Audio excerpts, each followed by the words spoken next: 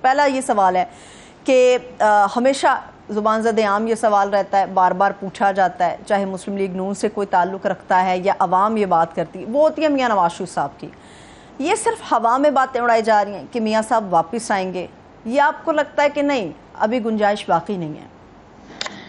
دیکھیے، نواز شریف صاحب نے پنجاب وہ ان کے ساتھ جو زیادتی ہوئی وہ ساری اپنی جگہ ہیں، چاہے ان کو جس طریقے سے 12 اکتوبر 1999 اٹھا لیں یا 2017 میں جس طرح، وہ ساری چیزیں بالکل درست ہیں کہ ان کے ساتھ انصاف نہیں ہوا، ان کے ساتھ زیادتی ہوئی.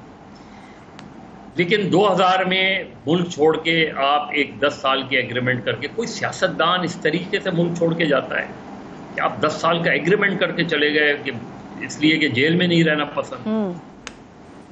آپ اس وقت نواز شریف اگر کھڑے ہو جاتے 2000 میں تو سوال نہیں پیدا ہوتا کہ جنرل مشرف کے 9 سال مکمل ہو پاتے ہیں.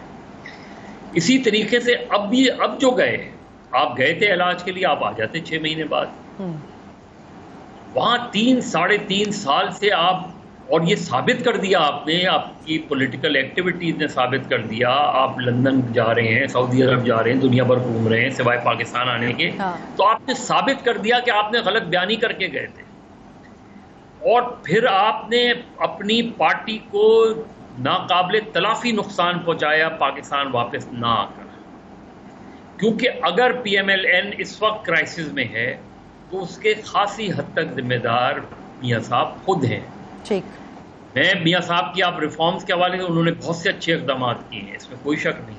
ان کی بہت سی پولیٹیکل ریفارمز کے حوالے سے ہم بات کر سکتے ہیں. لیکن یہ جو ایک فیکٹر ہے کہ جب ان کی حکومت جاتی ہے اور وہ جیل چلے جاتے ہیں، تو اس کے بعد 2 مرتبہ ہم نے دیکھا کہ دونوں مرتبہ، ایک مرتبہ ایک انڈرسٹینڈنگ کر کے چلے گئے، دوسری مرتبہ دوسری انڈرسٹینڈنگ کر کے. یعنی آپ یہاں رہ کے اسٹرگل کرنے پر بلیو ہی نہیں کرتے. صحیح، بالکل بالکل بالکل. تو اب آپ واپس آئیں گے تو میرا خیال ہے کہ بہت دیر کر دی ہے آپ نے واپس آنے میں. ٹھیک ہے ٹھیک ہے. ایک آخری سوال مظہر صاحب، مجھے یہ بتائیے گا، ڈاٹ صاحب نے جو جادو یہاں پہ اپنے ٹائم پیریڈ کے دوران چلایا، ابھی اس کے ہم خمیازہ ابھی تک بھگت رہے ہیں. ڈاٹ صاحب کہتے ہیں کہ جی قوم نے اگر مجھے دوبارہ سے موقع دیا تو انشاءاللہ 3-4 سال میں پاکستان کو خوشحالی کی شاہراہ پر ڈال دیں گے. اس پہ آپ کا تجزیہ چاہیے. جی، انہوں نے ڈالا نا خوشحالی پر. ہم سب کو خوشحالی پہ تو کیا ڈالتے، وہ لوگوں کو خودکشیوں پہ مجبور کر دیا. تو اگر وہ چاہتے ہیں کہ پاکستان میں مزید خودکشیاں نہ ہوں تو بہتر ہے کہ وہ وہیں رہیں. اور انہوں نے مفتاح اسماعیل کے راہ میں رکاوٹ ڈالی. مفتاح اسماعیل اچھی پالیسی چلا رہے تھے، غلط پالیسی چلا رہے تھے، لیکن اس سے بہتر پالیسی تھی جو اسحاق ڈار نے. اسحاق ڈار نے جس طریقے سے پاکستان کو تباہ کیا ہے ان 6-7-8 مہینوں میں جتنے میں وہ رہے ہیں، مفتاح اسماعیل کا اس پیریڈ کو دیکھ لیں اور اسحاق ڈار کے اس پیریڈ کو دیکھ لیں، اور خود مسلم لیگ نون میں اگر کوئی ریشنل لوگ ہیں تو وہ خود دیکھ کے جو مفتاح اسماعیل کو انہوں نے پارٹی سے جس طریقے سے بے دخل کیا ہے، دیکھیں کہ مفتاح اسماعیل کا وہ پیریڈ کوئی اچھا پیریڈ، ایسا کوئی آئیڈیل پیریڈ نہیں تھا. وہ پیریڈ دیکھ لیں اور اسحاق ڈار کے 6 مہینے دیکھ لیں، اور خود فیصلہ کر لیں مسلم لیگ نون کہ کیا اسحاق ڈار کو کبھی پاکستان کا فائنانس منسٹر ہونا چاہیے یا نہیں ہونا چاہیے. انہیں اکاؤنٹیبل ضرور کرنا چاہیے، انہیں بلا کے اکاؤنٹیبل ضرور کرنا چاہیے. بالکل. مظہر صاحب، جو پاکستان کی معاشی حالت ہے سو ہے، اس کے اوپر بھی مکمل تفصیل سے ہم بات کریں گے، مگر جیسے میں نے کہا کہ پاکستان کا سیاسی منظرنامہ مکمل طور پہ ہمیں ایسا لگتا ہے کہ جمود کا شکار ہے. ہونا یہ چاہیے تھا، کیئر ٹیکر سیٹ اپ آیا جو کبھی امکان ظاہر کرتا ہے کہ ملک الیکشن کی طرف جا رہا ہے. 26 دن گزر گئے ہیں، کوئی فضا نہیں، کوئی کارنر میٹنگ نہیں، کوئی ہلچل نہیں، کوئی جلسہ نہیں، کوئی ریلی نہیں، کوئی ملاقاتیں نہیں، کوئی توڑ جوڑ نہیں. کیا آپ کو لگتا ہے الیکشن کی فضا ابھی بھی نہیں ہے، کچھ نہیں ہونے والا؟ کتنا انتظار کرنا پڑے گا ان آنکھوں کو؟ شکریہ سرورت. دیکھیے، آپ جو بات کہہ رہی ہیں، نگراں حکومت کچھ نہیں کر پا رہی، بیسکلی ظاہر ہے ان کا ایک لمیٹڈ اسکوپ ضرور ہوتا ہے، لیکن ایسا نہیں ہے کہ پاکستان میں جو نگراں سیٹ اپس رہے ہیں ماضی میں ان کا بڑا افیکٹو رول رہا ہے، اور انہوں نے بعض ایسی چیزیں کی ہیں کہ جو کہ جس نے ایک ڈائریکشن سیٹ کی ہے. ظاہر ہے ان کا بنیادی کام تو یہی ہوتا ہے کہ وہ انشور کریں کہ ملک میں صاف شفاف الیکشنز ہوں. وہ الیکشن کرانا ضرور الیکشن کمیشن کا تعلق وہ ہوتا ہے، لیکن بہت سی ایسی چیزیں ہوتی ہیں جو نگراں حکومت کچھ چیزوں کو بہتر کرنے کی کوشش کرتی ہے. مجھے یاد ہے آپ اگر تھوڑا سا ماضی میں جائیں تو جو نگراں سیٹ اپس رہے تھے، اگر فریڈم آف انفارمیشن کے حوالے سے ہی ہم لے لیں تو جب ایک وقت میں فخر الدین جی ابراہیم صاحب، نثار میمن صاحب اور ایون جو ہے بعد میں آنے والے لوگوں نے، انہوں نے اس میں بہت کام کیا. پھر جب معین قریشی صاحب نگراں چیف پرائم منسٹر بنے تو انہوں نے، میرا خیال ہے کہ اگر ہم کسی اکاؤنٹیبلٹی کو ایسا کہہ سکتے ہیں کہ جہاں کوئی بڑی بیسک سی چیزیں ہوئی تھیں تو وہ معین قریشی صاحب کے زمانے میں ہوئی تھیں. تو آج کے نگراں جو ہیں وہ ان کے سامنے کیا گول نظر آ رہا ہے؟ نہ آپ اچھی گورننس کی مثالیں قائم کر رہے ہیں، نہ ہی آپ بہت سی چیزیں جو آپ کر سکتے ہیں. جس طرح ابھی ایک بجلی کا بحران چل رہا ہے تو آپ یہ کہہ کے آگے نہیں بڑھ سکتے کہ جی بجلی چوری ہوتی ہے لہذا ہم کچھ نہیں کر سکتے، IMF کے ایگریمنٹ ہو گیا ہے لہذا ہم کچھ نہیں کر سکتے. نہیں، آپ بہت کچھ کر سکتے ہیں.